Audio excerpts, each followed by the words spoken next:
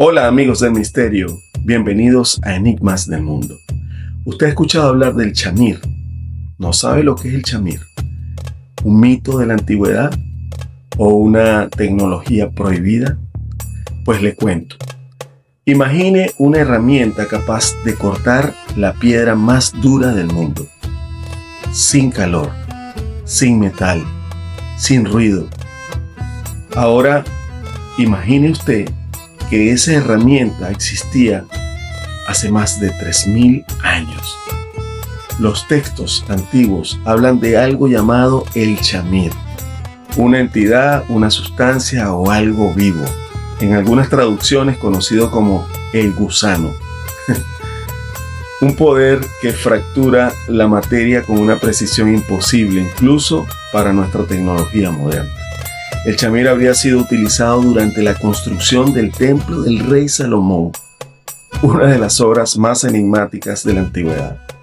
Pero aquí viene lo más inquietante. No dejó restos, no dejó planos, no hay explicación de cómo funcionaba. Solo dejó preguntas. ¿Qué era realmente el chamir? ¿Era un mito? ¿Una metáfora? ¿O una forma de ciencia antigua que simplemente ya no sabemos interpretar? El chamir no aparece en cuentos populares sin fundamento. Sus menciones principales provienen de textos serios y sagrados del judaísmo. El Talmud, específicamente el Gitti 68a, el Midrash, tradiciones rabínicas vinculadas al primer templo de Jerusalén. Estos textos afirman que el rey Salomón necesitaba construir el templo sin usar herramientas de hierro, porque la ley mosaica prohibía el metal en una edificación sagrada, ya que el hierro estaba asociado a la guerra. Y aún así, las piedras del templo fueron cortadas con precisión perfecta, encajadas sin mortero, sin marcas visibles de herramientas. La explicación tradicional es clara y directa. Salomón utilizó el chamir, no como metáfora, no como símbolo, sino como solución técnica real, algo que está plasmado, que se utilizó. No es una suposición o una sugerencia. Aquí el asunto se vuelve un poquito más perturbador. El chamir es descrito como algo que podía partir piedra, hierro y diamante. No debía tocarse directamente. Debía guardarse envuelto en lana y colocado dentro de un recipiente de plomo. Este detalle del plomo es clave para entender un poquito más. ¿Por qué el plomo? Porque hoy sabemos perfectamente que el plomo es un blindaje contra la radiación, un aislante que se utiliza para evitar los efectos de la radiación. Se usa para contener materiales peligrosos, protege contra energías invisibles. El plomo es impresionante. ¿Esto es una casualidad? Los textos también advierten que el chamir no podía exponerse libremente. Podía causar destrucción incontrolable. Era tan peligroso como útil. Esto no suena a una simple herramienta. Suena a algo que no debía usarse sin el conocimiento correcto. Muchas traducciones describen al chamir como un gusano. Pero, cuidado. En los textos antiguos, gusano no siempre significa un animal como lo imaginamos hoy. Podía significar sencillamente algo que perfora. Podía ser identificado también como algo que avanza lentamente o algo que corroe la materia. Algunos investigadores proponen que podría tratarse de un organismo desconocido, simplemente capaz de secretar una sustancia corrosiva o emitir algún tipo de energía focalizada, pero bien focalizada, porque los cortes de las piedras eran súper precisos. Hoy existen bacterias que lo hacen. Disolver la roca, extraer minerales, alterar las estructuras sólidas. Esto hoy es una tecnología, es real, pero ninguna conocida con tal precisión, una precisión quirúrgica atribuida al chamir. Y aquí surge la gran pregunta, o la pregunta que incomoda más. ¿Y si no era natural? Si era algo hecho por el hombre o por algún otro ser. Aquí entramos en terreno verdaderamente inquietante.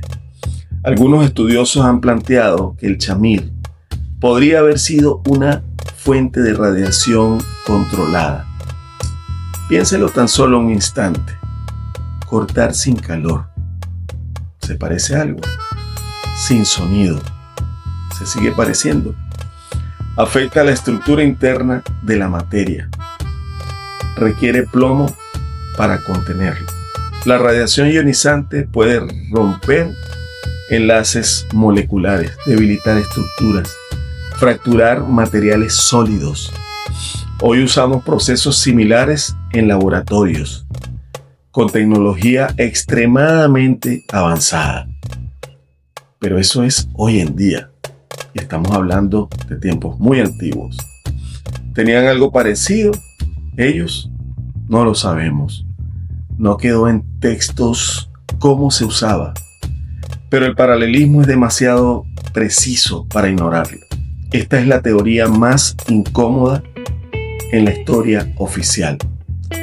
El chamir como un artefacto tecnológico, basado en principios que hoy empezamos apenas a comprender. Tal vez relacionado con frecuencias de vibración o resonancia. No lo sabemos cómo funcionaba. Sabemos que todo vibra. Cada material tiene una frecuencia específica. Y eso hoy por hoy es ciencia. Si esa frecuencia se altera, el material puede fracturarse. Hoy se experimenta con corte por ultrasonido. De hecho, el ultrasonido es utilizado inclusive como arma debajo del océano. Hay una resonancia estructural, hay una manipulación molecular de la materia, pero los textos antiguos describen algo que era portátil, casi que se llevaba en una maletica, extremadamente preciso y peligrosamente poderoso, si era utilizado como arma, de lo cual no tenemos registro. Si existió una tecnología así, ¿por qué desapareció? ¿Acaso el hombre no supo manejarla y le fue retirada esta tecnología? Las tradiciones dicen que el chamir dejó de usarse, fue escondido o simplemente dejó de existir tras la muerte de Salomón. Fue un artefacto exclusivo para Salomón. Algunos sugieren que era demasiado peligroso. Su uso estaba reservado solo para una obra sagrada, que no debería caer en manos equivocadas o en manos del ser humano común. Otros van más lejos, que fue destruido deliberadamente, que su conocimiento fue borrado convenientemente, que ciertas ciencias no debían sobrevivir, porque no todo conocimiento se pierde por accidente. A veces ese conocimiento es manipulado a conveniencia y podría simplemente desaparecer. El chamir sigue siendo un enigma suspendido entre el mito y la ciencia. Tal vez fue un organismo desconocido que en ese entonces se manejaba con mucha prudencia. Una forma primitiva de energía, tecnología avanzada o una verdad disfrazada de leyenda. Pero una cosa es segura: la antigüedad sabía más de lo que creemos, y nosotros tal vez sabemos menos de lo que pensamos. El chamir no es solo un gusano legendario, es un recordatorio incómodo de que la historia humana no es una línea recta, sino un ciclo de conocimiento, de descubrimiento y de olvido. Y quizás, solo quizás, aún no estamos listos para volver a encontrarlo. Yo pienso que hay mucha tecnología en la antigüedad que desconocemos, inclusive de la que no quedó ni siquiera un relato. Tal vez ni siquiera fue conocida por otras culturas y por eso su conocimiento no se extendió a través del tiempo. Son tantas cosas que desconocemos, como el chamir, por ejemplo. Hasta una próxima entrega. Espero que este episodio haya sido de su interés.